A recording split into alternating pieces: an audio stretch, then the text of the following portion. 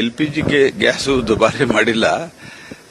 ಅವರು ಆರೋಪ ಏನ್ ಮಾಡಿದ್ದಾರೆ ಅಂತ ನಾನು ನೋಡಿಲ್ಲ. ಆದರೆ ಎಲ್ಪಿಜಿ ಕಮರ್ಷಿಯಲ್ ಎಲ್ಪಿಜಿ ಮಾಡಿದ್ದಾರೆ.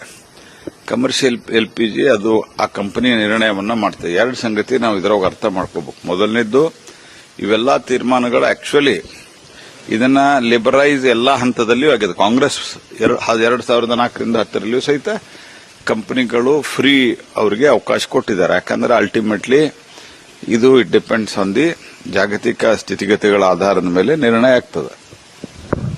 ಆದರೆ ಇವತ್ತಿನ ಪರಿಸ್ಥಿತಿಯೊಳಗ ಜಾಗತಿಕ ಮಟ್ಟದಲ್ಲಿ ನಮಗೆ ಸಂಪೂರ್ಣವಾಗಿ ವಿದೇಶದಿಂದ ಬರ್ತಾ ಇರಬೇಕಾದಂತಹ ಎಲ್ಪಿಜಿ ಬಹಳ ದೊಡ್ಡ ಸಮಸ್ಯೆ ಇದೆ.